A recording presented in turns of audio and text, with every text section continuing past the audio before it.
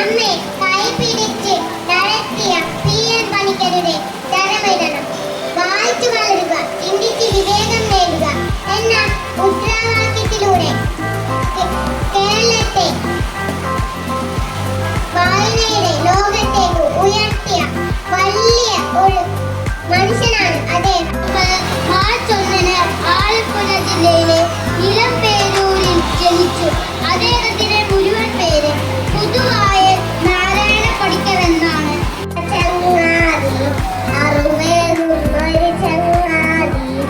എല്ലാ പണിക്കരുടെ ജന്മദിനമായി ഇന്ന് ജൂൺ 19 കേരളം വായനാ ദിനമായി ആചരിക്കുന്നു.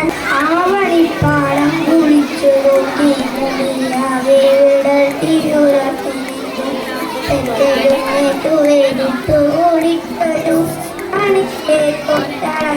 വള്ളിയിൽ നിന്നും ചെമ്മേ പൂക്കൾ പോകും നിതാ പറന്നമ്മേ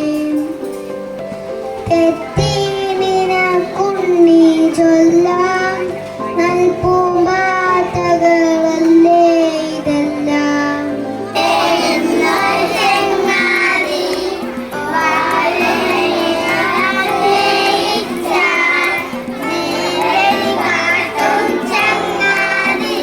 അറിയാത്തൊരു പെൺകിടാവേ നിന്റെ നേരറിയുന്നു ഞാൻ പാടുന്നു. എന്റെ പ്രിയ കൂട്ടുകാരെ, ഇന്ന് ജൂൺ 19 വായനാ ദിനം. ശ്രീ പി.എൻ. പണിക്കരുടെ ഓർമ്മ ദിനം. നമുക്ക് പുസ്തകങ്ങളെ സ്നേഹിക്കാം, വായിച്ചു എഴുതുക, ചിന്തിച്ച് വിവേകം നേടുക എന്ന മുദ്രാവാക്യത്തിലൂടെ നമ്മെ കൈപിടിച്ചു ഉയർത്തിയ വലിയ മനുഷ്യനാണ് അദ്ദേഹം. ഇന്ന് ജൂൺ 19, ഇന്ന് വായനാ ദിനം. നമുക്ക് വേണം വായന, നല്ലത് ചൊല്ലാൻ, നല്ലത് കേൾക്കാൻ, നാളിൽ വായനാശീലമുള്ളവരാക്കിയ ജന്മദിനമാണ് ഇന്ന്. വായന എന്നോട് കമ്മത്താൽ നമ്മളറിയൂ ലോകത്തെ. വായന എന്നോട് മധുരം മലയാളം, മധുരം പടർന്ന മലയാളം, മലയാളത്തിൽ മധു പകരും, ഉയരാൻ വളരാൻ മലയാളം. പി.എൻ. പണിക്കരുടെ ചരമദിനമാണ് ജൂൺ 19 വായനാ ദിനമായി ആചരിക്കുന്നത്. ഈ അവസരത്തിൽ അദ്ദേഹത്തിന്റെ ഒരു വാചകം ഞാൻ പറയുകയാണ്: വായിച്ചു വളരുക, ചിന്തിച്ച് വിവേകം നേടുക. ലോകം കാണാം, പിന്നെ കവിതകൾ പാടി രസിച്ചിടാൻ, അറിവുകൾ പലതും നേടിയെടുക്കാൻ.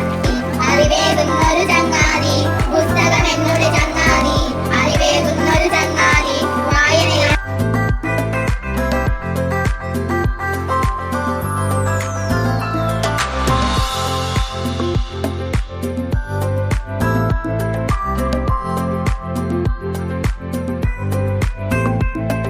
കേരളം മുഴുവൻ പല സ്ഥലങ്ങളിലായിട്ട് ഗ്രന്ഥശാലകൾ ആരംഭിച്ചു. അതിലെ ഏറ്റവും പ്രശസ്തമായ ഒരു ഗ്രന്ഥശാലയാണ് അമ്പലപ്പുഴയിലുള്ളത്. അമ്പലപ്പുഴ ക്ഷേത്രത്തിനടുത്തായിട്ട് പി.എൻ. പണിക്കർ സ്മാരക ഗ്രന്ഥശാല എന്ന പേരിൽ തന്നെ ഒരു ഗ്രന്ഥശാലയുണ്ട്. അപ്പൊ നമ്മുടെ അമ്പലപ്പുഴക്കാരായ നമുക്ക്